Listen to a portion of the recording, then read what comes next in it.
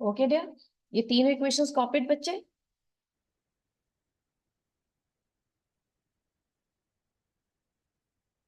अब एक इसमें और है, इंडस्ट्रियल प्रिपरेशन।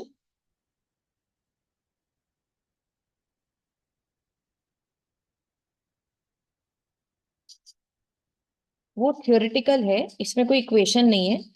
देखिए, इंडस्ट्रियल प्रिपरेशन, 2 इथाइल एंथ्राक्वाइनोल, हमें इसको कुछ नहीं करना, सिर्फ नाम याद करना है।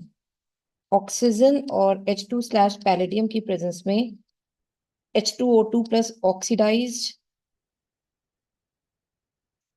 प्रोडक्ट हमें मिलेगा, वो भी 1%। तो मेन हमारा H2O2 यहाँ डिलीवर हो जाएगा हमें।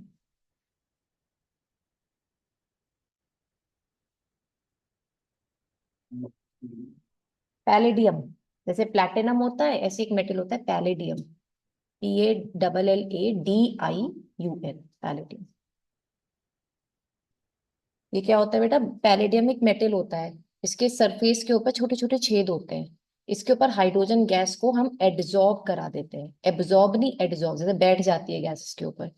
फिर हमें हाइड्रोजन गैस कहीं पर भी किसी भी रिएक्टेंट के साथ फ्यूज करवानी है, मिलवानी है। ठीक है, तो उसके लिए हम इस मेटल को एज इट इज, जो हाइड्रोजन गैस के साथ होता है, उसे रखते हैं, उसके ऊपर ये चीज डाल देते हैं, इथाइल लिक्वाइनोल। तो अपने आप रिएक्शन उसी सरफेस के ऊपर होता रहता है। इससे लिखते हैं H2/पैरेडियम। ये ऑर्गेनिक्स में और अच्छा सीखोगे आप। Done everyone? इसमें नो इक्वेशन बेटा, कोई बैलेंस नहीं, कोई कुछ नहीं, क्योंकि हमने रिएक्टेंट्स की शक्ल नहीं दी है, जस्ट ये प्रोडक्ट H2O2 बनता है। अब लिखिए physical properties of H2O2।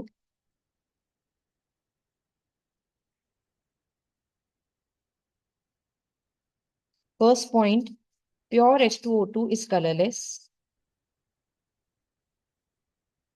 Second, H2O2 is miscible with water in all proportions and form a hydrate H2O2.H2O. Now 30% of H2O2 का मतलब सीख लो बेटा, that's very important. इसका मतलब होता है 1 ml of 30% H2O2 will give 100 volume of oxygen at SGP. ये आपसे ये पूछ सकते हैं कि किसी भी कंपाउंड नहीं, सॉरी, H2O2 जो कंपाउंड है उसका 30% से आप क्या समझते हैं? तो इसको आप ऐसे ही समझो, 30% मतलब होता है 30/100, यानी 30 ग्राम H2O2 का इन 100 ml सॉल्यूशन के अंदर। तो यानी 30 ग्राम ऑफ वाटर जो है, 30 gram of H2O2 is present in 100 ml of solution. तो अगर कोई आपसे पूछे कि 30% ऑफ H2O2 से आप क्या समझते हैं, तो जनरली बच्चे ये वाली चीज लिख कर आते हैं कि भाई 30 ग्राम ऑफ H2O2 कितने कितने सॉल्यूशन के अंदर है, 100 ml के अंदर है। लेकिन हमें और इसके अंदर फर्दर जाननी है बात कि 30% H2O2 कितना ऑक्सीजन देगी SGP पर, इसकी नॉलेज आपको देने के लिए इसी स्टेटमेंट से निकालना है कि 1 ml ऑफ 30% H2O2 कितना देगा बेटा, 100 volumes of O2 at SGP। ये एक एडिशनल स्टेटमेंट है जो इसमें आपको याद रखनी है, ये तो बात पक्की है ही, इसके अलावा ये चीज भी आपको इसके अंदर याद रखनी है। अगर कोई आपसे पूछे 20 वॉल्यूम स्ट्रेंथ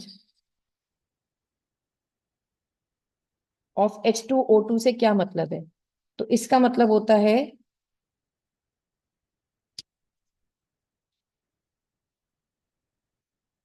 मैं यहां लिख रही हूं बेटा विद अ डिफरेंट इंक, इसका मतलब 1 volume, is it visible? 1 volume, I use a darker one, 1 volume of H2O2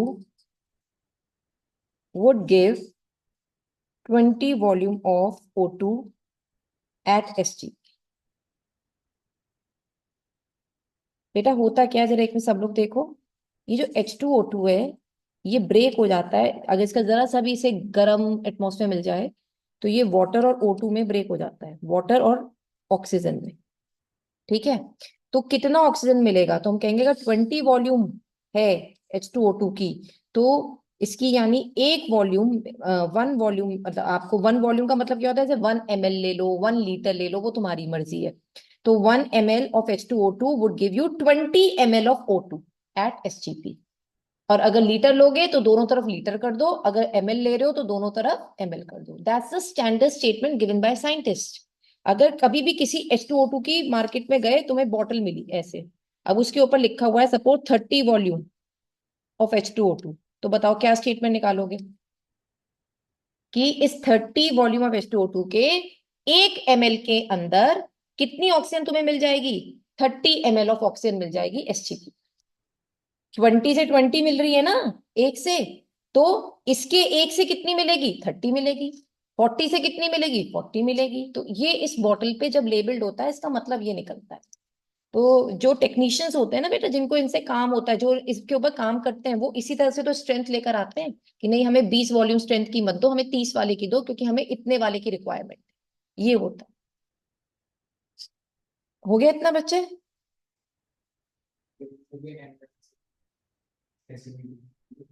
कुछ भी एनी यूनिट, बट देख लियो ml में लेंगे वो।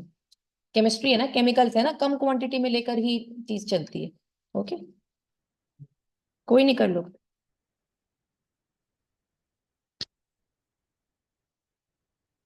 फिफ्थ पॉइंट है बेटा, वॉल्यूम को अगर परसेंटेज स्ट्रेंथ में कन्वर्ट करने का कोई न्यूमेरिकल आ जाए, तो formula is percentage strength is equal to 17/56 into volume strength. यानी क्वेश्चन में वॉल्यूम स्ट्रेंथ गिवन होगी, बस उसको यहाँ रखना है, 17/56 से मल्टीप्लाई करना है, तो परसेंटेज स्ट्रेंथ में कन्वर्ट हो जाएगी। जैसे मैं अभी आपको देती हूँ क्वेश्चन, फिर करना। पहले मुझे दो तीन बातें एक बार दोबारा करानी है। 30% H2O2 से अगर उन्होंने कहा कितनी ऑक्सीजन मिलेगी, तो आप कहेंगे 1 ml of 30% H2O2 will give you 100 volume of oxygen S SGP। ये नहीं कि ये वाला मतलब लिखा है, वो तुमसे पूछेंगे कितनी ऑक्सीजन मिलेगी। ऐसी 20 वॉल्यूम स्ट्रेंथ ऑफ H2O2 से कितनी मिलेगी, तो आप कहोगे इसके 1 ml से हमें 20 ml of oxygen as SGP मिलेगी।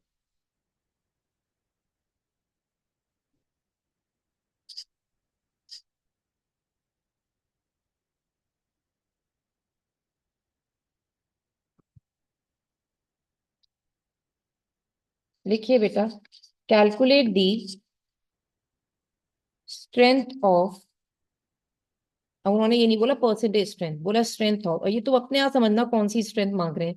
10 वॉल्यूम जब दे रखी है तो कौन सी स्ट्रेंथ मांग रहे होंगे, अरे बोलो, ऑब्वियसली परसेंटेज स्ट्रेंथ। निकाल दो बेटा,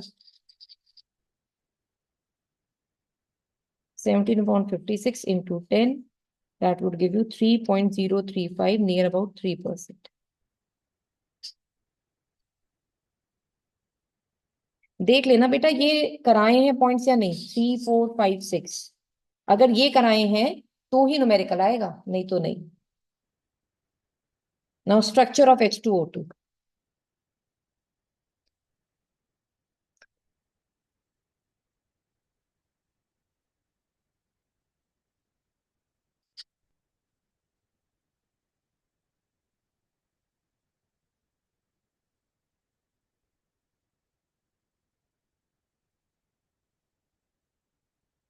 करें,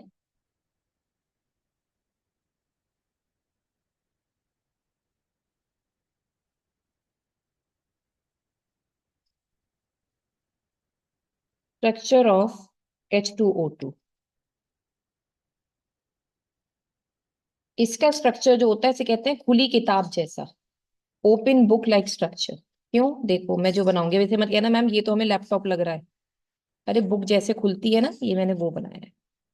जैसे बुक का ये बीच वाला हिस्सा है, और आधी बुक ऊपर की तरफ, आधी बुक नीचे की तरफ, समझ में आ गई बात, ऐसे।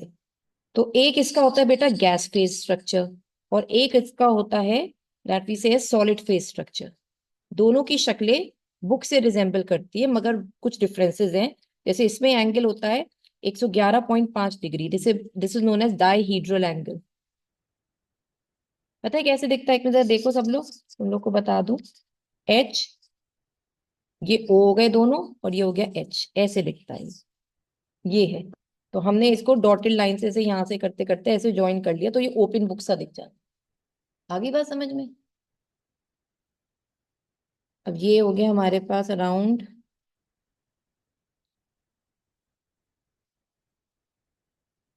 अगर मैं ऐसे लिखूं HO O, और ऐसे H करके, मतलब इधर इसे छोटा बना के,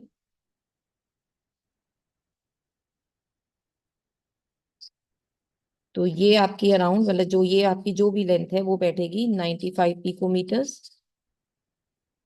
इसमें और ज्यादा करना नहीं।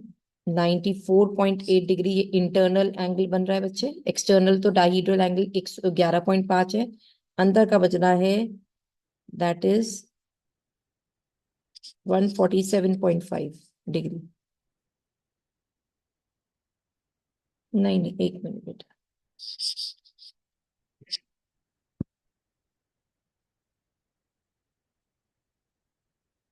94.8 डिग्री।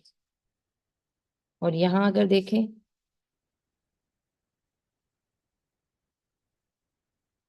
101.9 डिग्री। और इसका बाहर का एंगल है 90.2 डिग्री। बेस पे इतना ही बहुत है, और किसी पैरामीटर की जानने की बात नहीं है तो, लेकिन इतना याद नहीं करना। लिख लेना, नॉन प्लेनर स्ट्रक्चर कहते हैं वैसे, या open book like structure.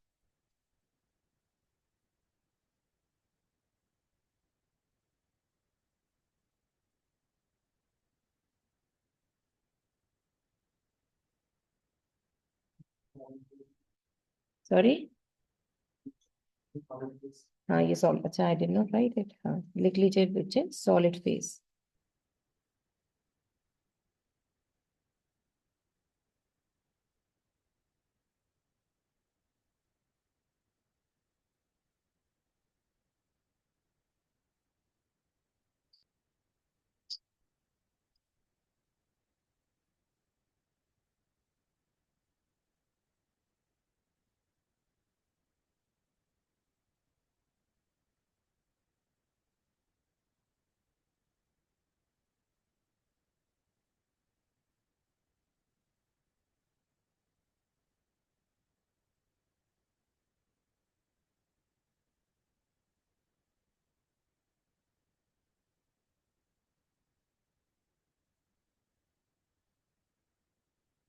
Done बच्चों, मैं आए? नहीं नहीं नहीं, इसमें अलग है, मैंने लिखवाई नहीं यार, याद नहीं करनी। बेफालतू का करने का याद नहीं करना, ये एंगल याद करो बस। ठीक है, कहीं नहीं पूछते बेटा इस चीज को।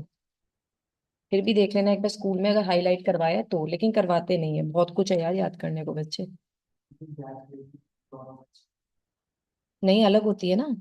सॉलिड फेज में बॉन्डिंग टाइट हो गई, तो अलग तरीके से पैरामीटर्स होंगे ना। हाँ उस तरफ तो होगी लेंथ। अच्छा, मैं वही तो दोनों का कंपैरिजन पूछ रहा है। नहीं, वो तो बेटा एक ही होगी। Now, very important thing, points to remember regarding numerical of H2O2।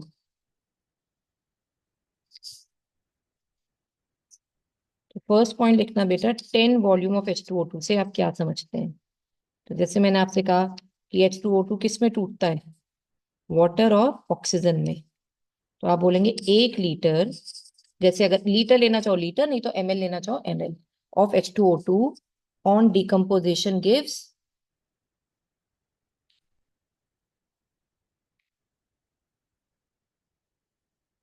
10 litre of oxygen at SGP या NTP, एक ही बात होती है। बताओ, अगर मैं लिख दूं 20 वॉल्यूम ऑफ H2O2 से क्या समझते हैं आप, क्या लिखेंगे? बताओ नालायको। On decomposition give 20 litres of oxygen at SGP और NTP।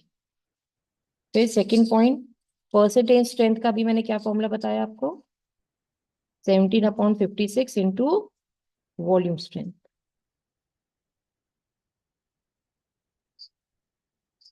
अगर ये आ जाए तो याद रखना, वैसे मुझे लगता नहीं लेकिन फिर भी। वॉल्यूम स्ट्रेंथ को अगर वो कहें नॉर्मेलिटी निकालो भाई इसकी, तो 5.6 इंटू नॉर्मेलिटी होता है। और अगर वो कहें वॉल्यूम स्ट्रेंथ को मोलैरिटी में निकालो, तो 11.2 से मल्टीप्लाई करते हैं मोलैरिटी को।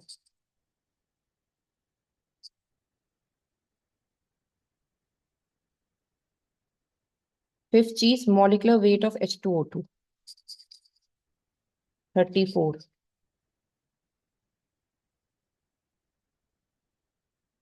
और इक्विवेलेंट वेट कह दें तो 34/2, 17।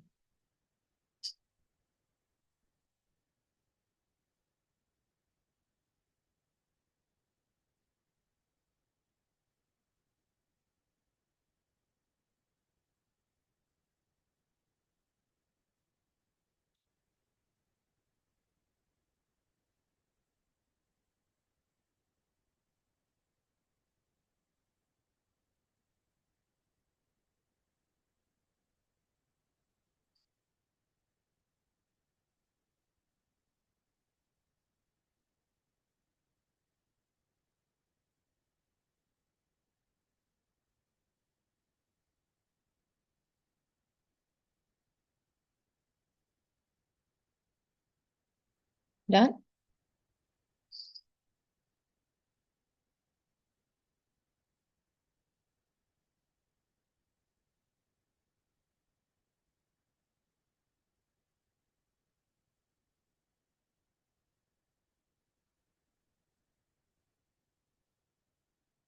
अभी क्वेश्चन लिखो बेटा। Calculate the percentage strength in gram per liter of 10 volume of H2O2।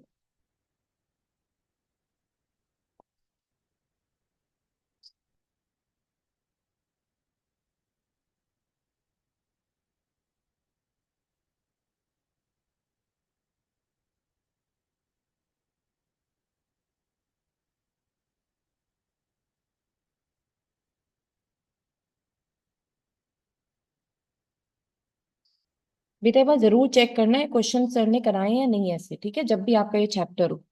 Okay.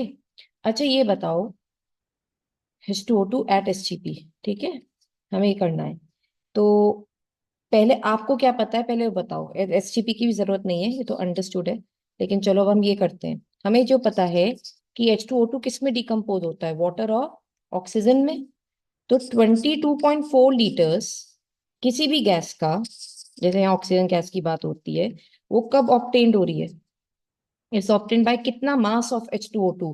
2 into 34 इसका मॉलिक्यूलर वेट है, तो 2 इंटू 34 ग्राम्स। ठीक है।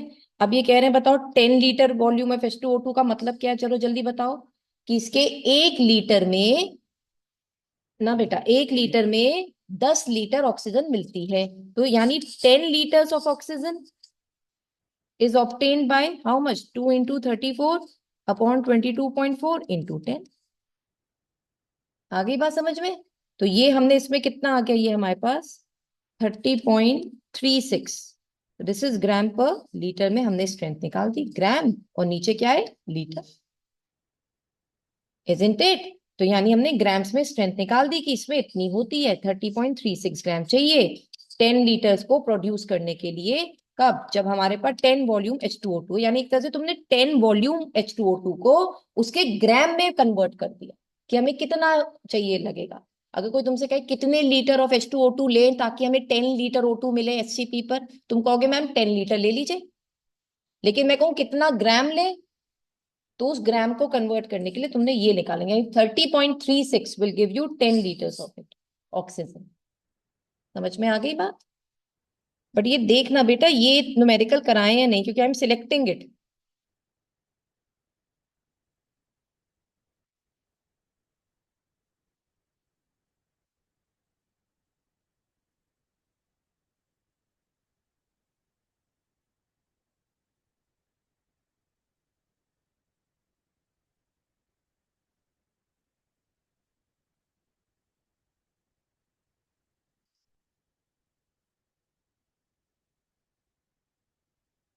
डन।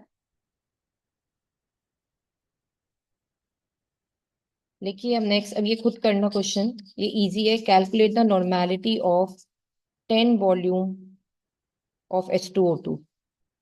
चलो करो। क्या फॉर्मूला पढ़ा था अभी हमने? Volume strength is equal to what? 5.6 into N. N equals to volume strength कितनी है? 10/5.6।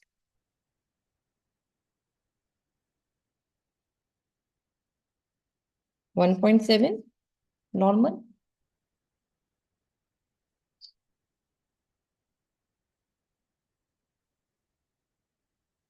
डन बच्चे।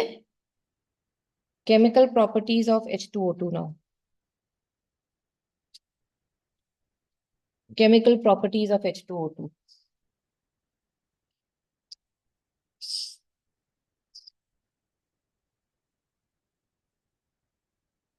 ओके, कराऊं? ये तो समझ में तो आ गया।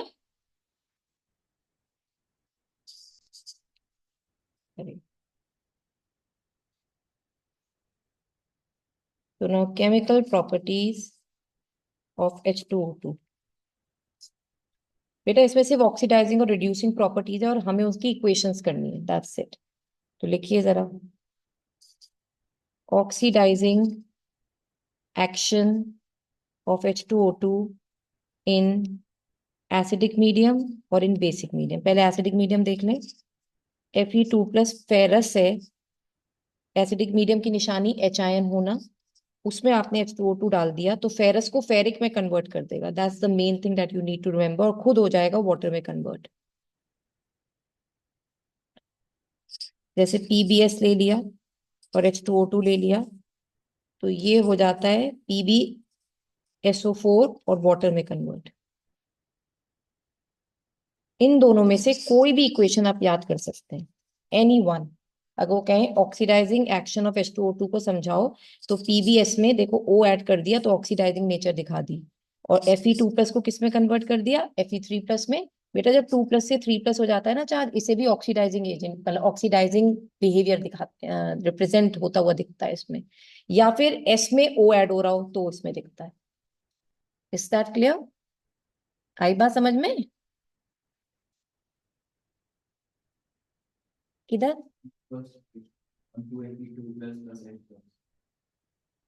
मतलब मुझे समझ में नहीं आ रहा बेटा, क्या कह रहा है? ये एसिडिक मीडियम है ना, एसिडिक मीडियम को रिप्रेजेंट कर रहा है। कि तुमने कोई एसिड डाला है, HCl डाल दिया, H2SO4 डाल दिया, तो पूरा नहीं लिखकर ये एच आयन लिख दे।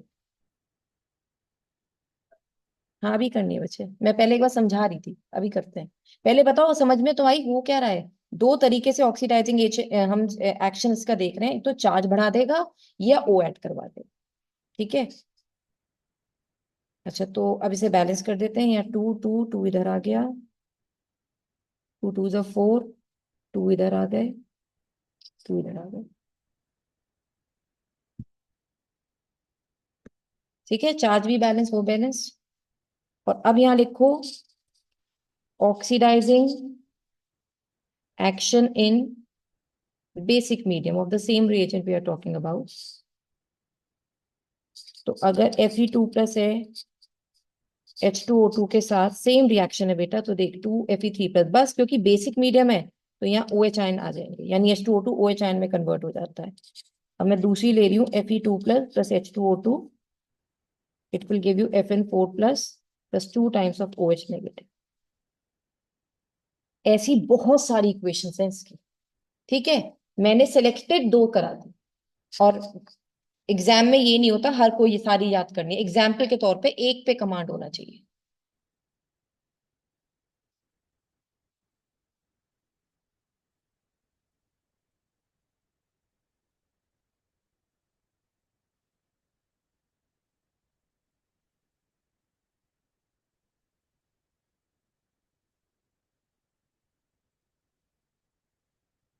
Fe2+ को किस में कर दिया? Fet+ में। और H2O2 खुद में किस में हो गया? OH नेगेटिव में। याद होना तो आसान है, मेरे हिसाब से ये दोनों याद करना, तो तुम्हें ध्यान रहेगा। अब हेडिंग डालिएगा यहाँ पे, reducing action basic in acidic and medium, यानी रिड्यूसिंग एक्शन ऑफ H2O2। मैं ऐसे लिख देती हूँ, यहाँ एसिडिक मीडियम की बात करते हैं, यहाँ बेसिक मीडियम की। मतलब हर मीडियम में काम करेगा, और डिपेंड भी करता है, ऑक्सीडाइजिंग एजेंट का तरह भी काम करता है और रिड्यूसिंग की तरह भी। तो MnO4 negative plus 6H ions plus 5 water. बेटा ये रिडॉक्स की इक्वेशन है, आप लोगों ने कर रखी है, ठीक है। ये मैं वही लिख रही हूँ बस यहाँ पर, Mn2 प्लस प्लस 8H2O, और यहाँ पे आ गया 5O2। ये रिडॉक्स की इक्वेशन है बच्चे, ठीक है। बस आपको एग्जाम्पल याद करना है। और यहाँ लिख लो I2H2O2, 2 times of OH negative, arrow 2I minus plus 2 water plus O2।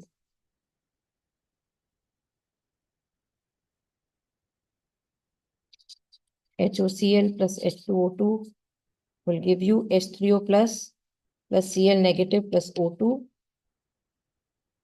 2 times of MnO4 negative plus 3 times of H2O2, arrow 2 times of MnO2 plus 3O2 plus 2 water plus 2 OH negative।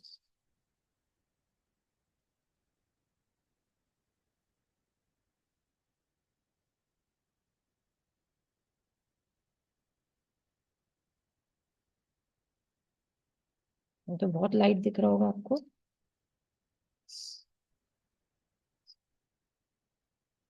ये pen सही था, चलो I use the blue one.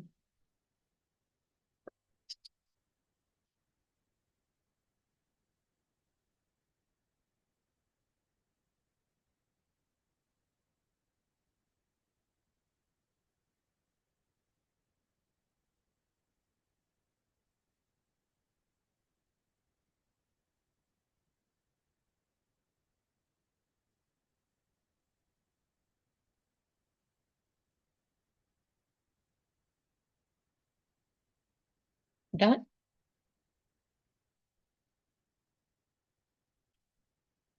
अब heading डालिएगा बच्चे, storage of H2O2।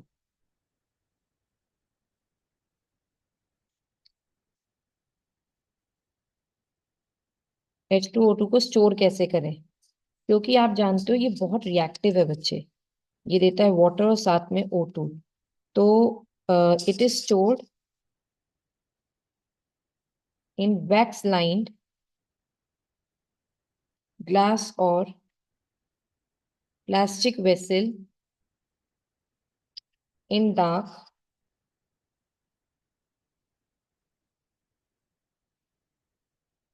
और urea is added as a stabiliser.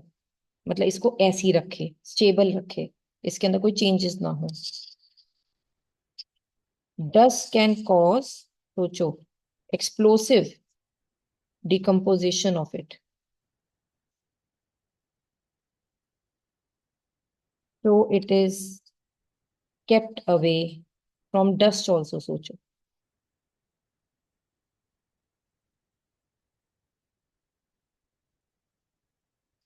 और generally कई बार इस रिएक्शन में जो कैटलिस्ट यूज होता है बेटा, वो कोई एल्कली मेटल है, ट्रेसेस ऑफ एल्कली मेटल।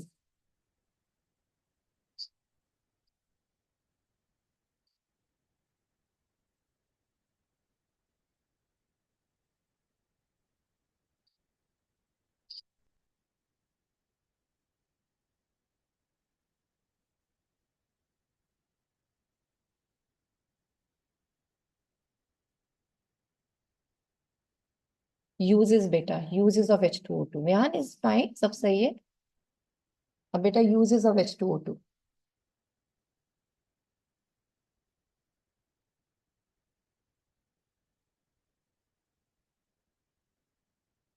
करें बेटा आगे, कर लो कर लो।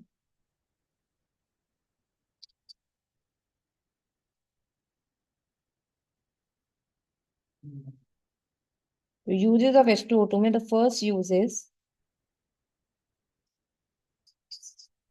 जो भी इसकी केमिकल प्रॉपर्टी है ना वो उसका यूज हो जाती है, यानी जो भी इतने ऑक्सीडाइजिंग रिड्यूसिंग एजेंट की तरह काम किया होगा वो तो है ही। इसके अलावा ब्लीचिंग एजेंट है।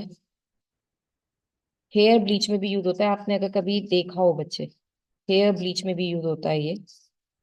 मतलब डिसइंफेक्टेंट की तरह यूज होता है।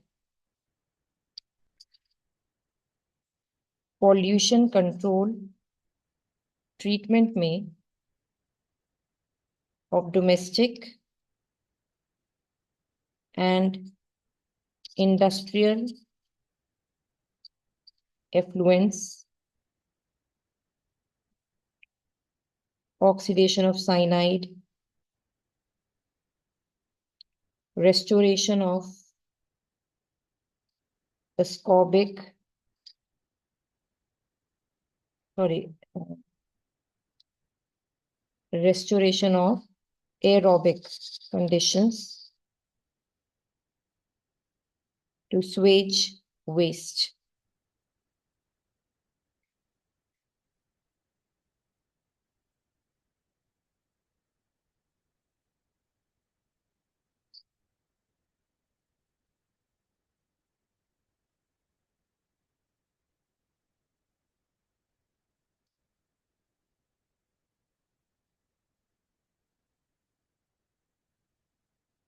ना, ये समझ में आया? लास्ट वाला, पॉल्यूशन कंट्रोल ट्रीटमेंट में डोमेस्टिक मतलब से छिड़काव कर दिया जाता है बच्चे।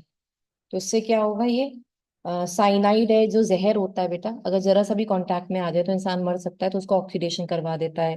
एरोबिक कंडीशन पैदा करवा के स्वेट वेस्ट को ज्यादा फैलने नहीं देता, मतलब उससे जो इन्फेक्शन है वो फैलने नहीं देता। तो this is the way that it is doing it. Okay,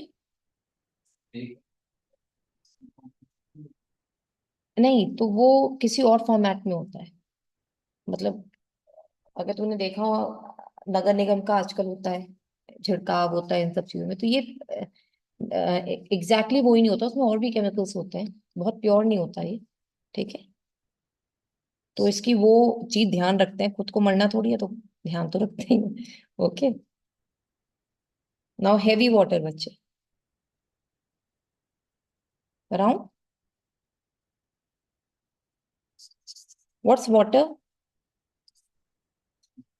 अब वाटर में एच जहां लिखा है वहां डी लगा दे तो क्या हो जाएगा, D2O। और डी का मतलब क्या होता है, deuterium.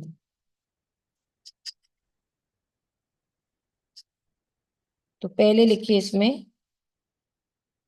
heavy water is used as a moderator. आप लोगों ने पढ़ा होगा अपने किसी क्लास में, इन न्यूक्लियर रिएक्टर्स पढ़ा है, तो ये वही है बच्चे। कैल्शियम कार्बाइड की रिएक्शन आपने D2O के साथ करी, दो। अब देख बेटा, एक सेकंड सब लोग यहाँ देखो, कैल्शियम कार्बाइड अगर मैं यहाँ लिखती HOH वाटर के साथ, तो तुम कहते हो कि मैम Ca ने OH ले लिया, CaOH का होल ट्वाइस, तो मैम यहाँ बन गया C2H2। यही काम यहाँ करवाओ, CaOD का होल ट्वाइस, जहां H आ रहा है वहां D करवा दे, और साथ में क्या हो गया, C2H2। तो H2 ना आके क्या आ जाएगा अब यहाँ पे, जहां पे भी H है वहां पे D आ जाएगा ना, C2D2। समझ में आ गई बेटा मेरी बात? बेटा समझ में आ गई?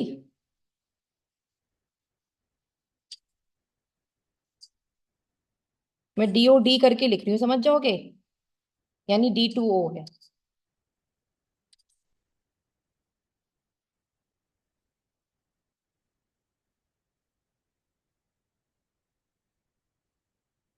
अब जैसे देखो इधर, बताना जरा, यहाँ अगर HOH होता, HOH और SO3, HOH और SO3, HOH मतलब वाटर, H2O प्लस SO3, तो बनाते H2SO4।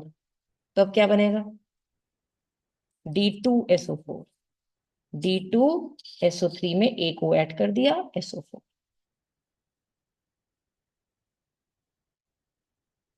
ये C और D मिलकर, D को H मान लो, CH4 बनता।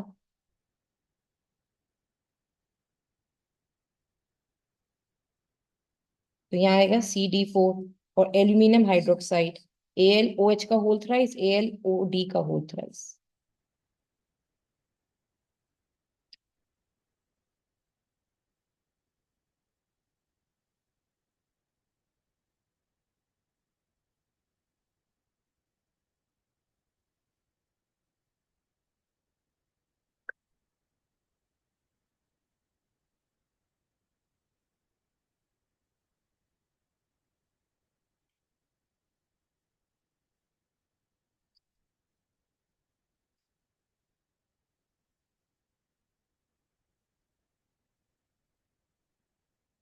डन।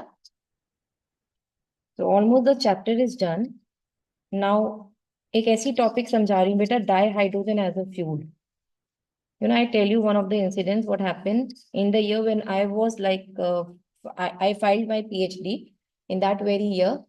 हुआ ये था कि यूनिवर्सिटी में इस बात पे बड़ा हंगामा हो गया था कि एक लड़के को ना पीएचडी अलॉट कर दी थी केमिस्ट्री के अंदर ही, इन अ पीरियड ऑफ लाइक 7 और 8 मंथ्स।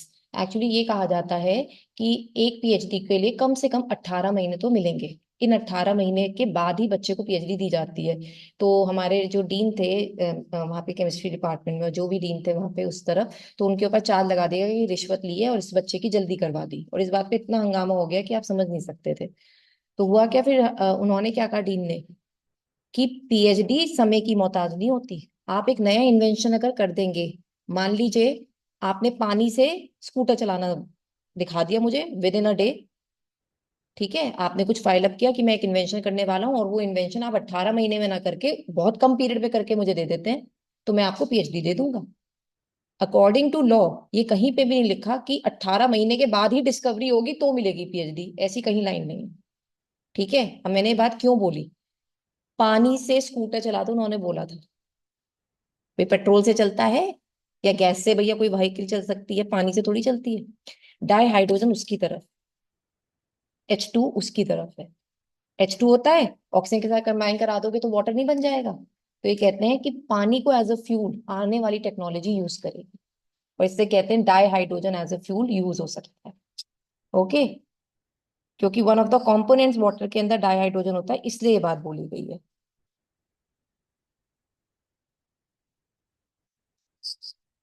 तो अगर इसके ऊपर कोई नोट्स में मतलब कोई डिटेल्स करवाते हैं तो आप करना, अदरवाइज नहीं। ओके, इसमें बहुत ज्यादा नहीं है बच्चे।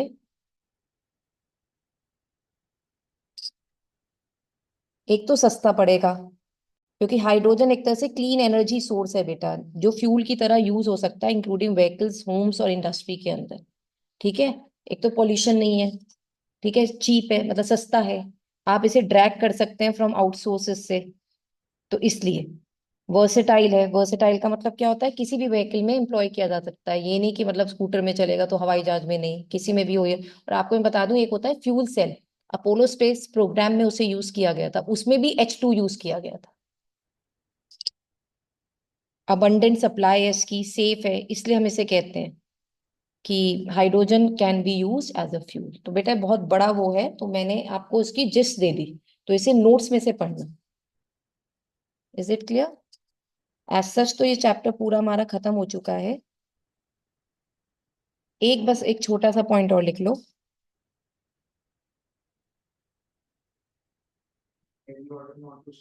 नहीं, अगर कराएं तो बताइए बेटा मुझे, ठीक है।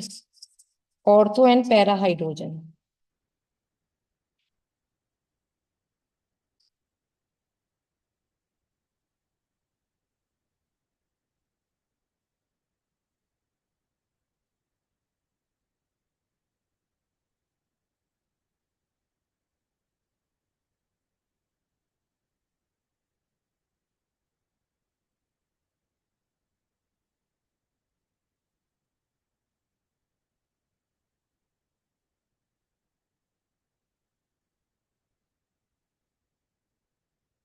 Ortho and para hydrogen are allotropes of hydrogen बेटा, आर एलोट्रोप्स ऑफ हाइड्रोजन। अब अगर दो इलेक्ट्रॉन तुम्हें दिख रहे हैं ये वाले, और ये दो मान लो प्रोटॉन है, अगर इलेक्ट्रॉन दोनों के अपोजिट है, प्रोटॉन का डायरेक्शन एक ही तरफ जा रहा है, तो इसे कहते हैं ऑर्थो बन गए। और अगर हाइड्रोजनों में इलेक्ट्रॉन्स अपोजिट में मगर प्रोटॉन्स भी अपोजिट में चल रहे हैं, देखो एक इधर और एक इस तरफ, इज दैट क्लियर? तो हम इसे क्या बोलेंगे, पैरा है। समझ गए इसका मतलब? तो दो इलेक्ट्रॉन और दो प्रोटॉन्स की बात होती है, लेकिन ये आएगा नहीं, कंपटीशन का है, पहले ये स्कूल का ही हो जाए पूरा। बट विद दिस आपका हाइड्रोजन हो गया जितना मुझे सिलेबस में दिख रहा था। अगर कुछ भी एक्स्ट्रा होता है, नाउ दैट्स योर मतलब the ball is in your court, that you have to tell me now. With this chapter ends बच्चे। सॉरी नहीं नहीं, ये और तो पैरा, वो तो एसिड्स में आते हैं बच्चे, ठीक है, या ऑर्थोमेटा पैरा एक पोजीशन होती है, वो आता है। कई जगह ना इन्हीं दो नामों का अलग अलग तरीके से इस्तेमाल है, एक ही मतलब नहीं है हर जगह। नाउ लिसन डियर, कल आप लोगों का सैटरडे ना संडे तक आप मुझे पीरियोडिक का पूरा टेस्ट दे दीजिए। सैटरडे अगर कल नहीं दे पा रहे तो संडे को दे दो। पीरियोडिक चैप्टर थोड़ा रह गया है ना। Shall I take the complete test of it?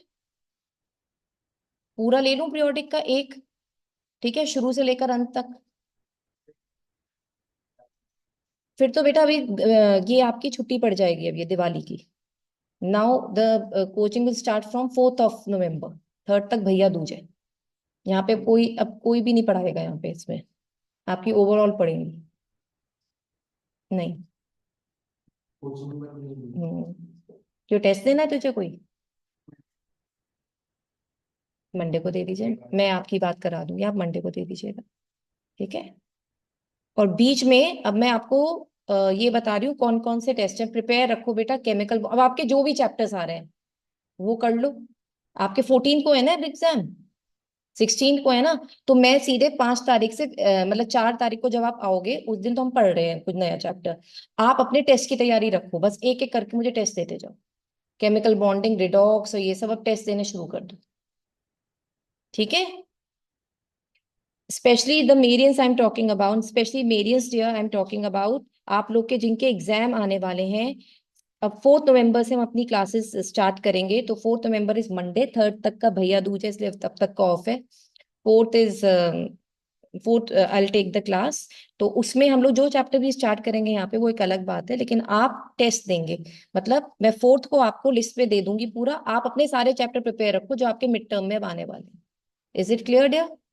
तो आज के लिए इतना रखते हैं। और अब आपकी क्लास होगी बेटा, ये चैप्टर खत्म हो गया, बीच में अब मैं नया चैप्टर स्टार्ट नहीं करना चाह रही, नहीं तो फिर वो भी हो जाएगा। अभी मैं इसलिए रुक रुक के अब कर रही हूँ क्योंकि अब हर चीज हमारे हाथ के अंदर है। तो इसलिए we'll start after Diwali now. Wish you all a very happy Diwali. और काइंडली प्रिपेयर योर एग्जाम्स, सारे सब्जेक्ट्स को प्रिपेयर करो, केमिस्ट्री को कर लो, and from 5th of third sorry 4th of November I start the batch. Okay dear.